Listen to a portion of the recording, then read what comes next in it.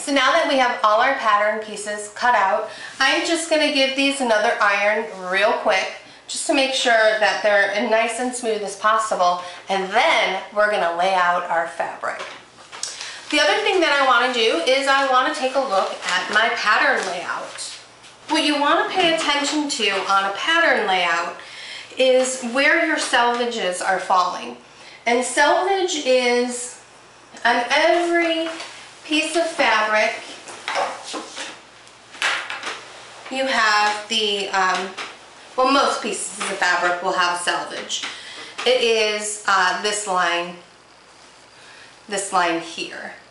So it's the kind of the end of the fabric. What you'll see is you're always going to have notes on how your fabric should be folded. For this, it says SL. You'll notice there's actually two pieces here, so we're going to concentrate on the big one right away. SL means selvage to selvage. You'll notice that this has an asterisk as well, which indicates in our instructions that it's a crosswise. Basically, that means that we're going to meet up our cut edges. This is crosswise layout. This means that it is selvage to selvage on this side, and it is selvage to selvage on the other side. So I've got a fold way up here, and these are just the two cut sides together down here. The other thing that you want to pay attention to is any type of shading or dots that you might have. Here on pattern 2 and 6 we have dots on, and that's saying that it wants us to put the wrong side of the pattern down. One thing we want to do before we actually lay out our fabric is we want to iron it. I really wanted to show you guys how to lay out the pattern pieces when you're expanding a pattern piece, because this gave me a little bit of a hiccup.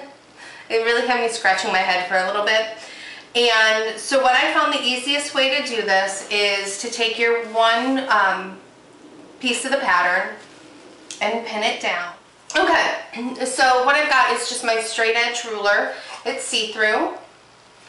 And because this pattern has a double line for shortening or lengthening, that's the line that I'm going to keep even with each other.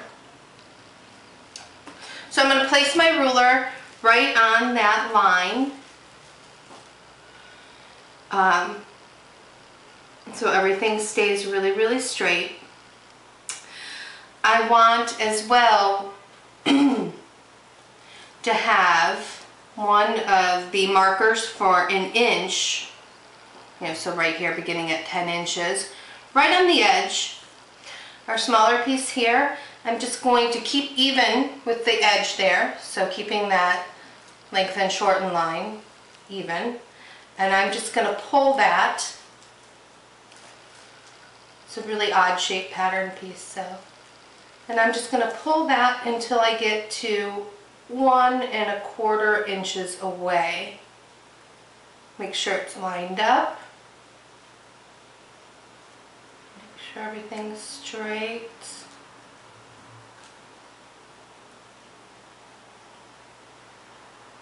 There we go. I'll pin that down.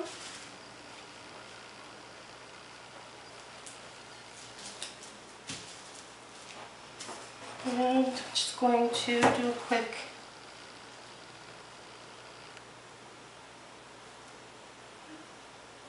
straight.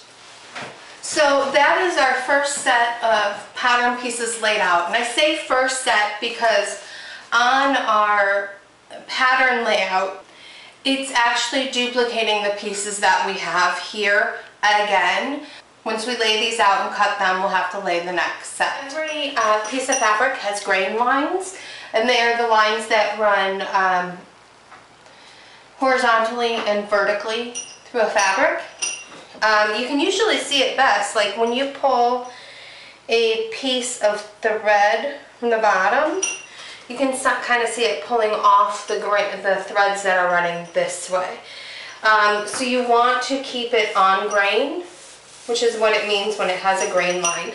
If you cut on bias, which is actually cutting at an angle across your grains, that's going to give it a little stretchier material. So you do want to be very cognizant of how you're laying these out. So you don't want to lay them on an angle when they're supposed to be on grain. So just follow those grains. What I'm going to do is I'm going to actually do the same thing I did when I was cutting out the pattern. I'm going to cut around these pieces, and then I'm going to cut it really specifically to the pattern. You're not going to see my face right now because I have no makeup and it's late at night. I did want to talk about when you actually cut out the pattern pieces. But I use my ruler and I use my rotary cutter. And if you're doing this, make sure you're on a rotary mat, because I made that mistake once on an ironing board. Yeah, I did. And then what I like to do is I like to just line my ruler right up with the edge of the pattern. Now a lot of patterns have curves in it, so you want to be cutting just a little bit, adjusting the ruler, cutting more, adjusting the ruler. The other thing is on pieces that have been expanded, you want to make sure that you're getting that same general line, because your pattern piece might be off a little bit because of, because we expanded it a little bit. So you just want to kind of keep as smooth of a line as you can, or a curve as it may be. Alright, so I'm just going to start with the rotary cutter, just using firm pressure and adjusting my ruler as I go down the pattern. So that way if there's any curves in the pattern piece or any angle changes, I'm sure to capture them. And you want to be careful when you're pulling this away, because sometimes even these rotary cutters don't get every little strand.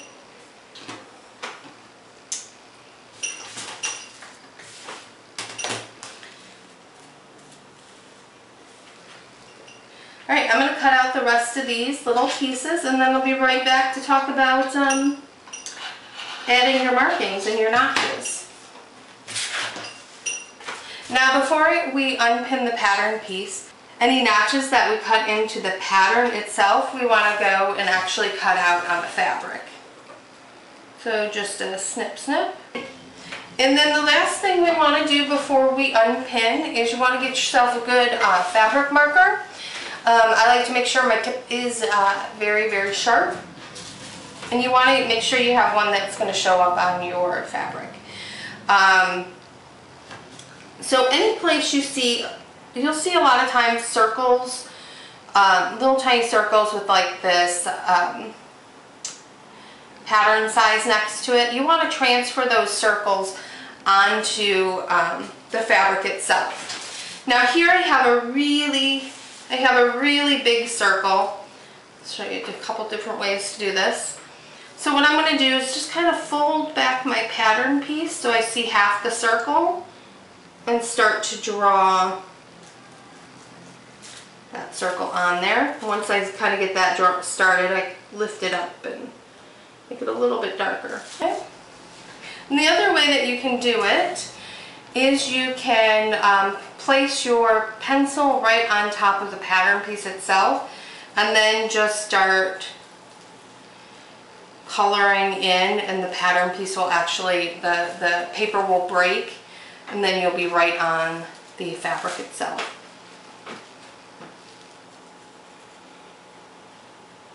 I still like to lift it up once it gets started to make a darker mark.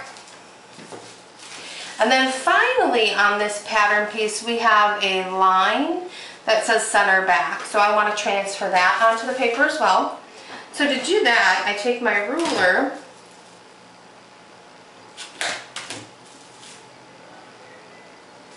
take out those pins so that I can fold back the paper. I place my ruler right on top of that line, fold the fabric up and fold the pattern piece up and hold it, and then draw my line. Hopefully here, there we go.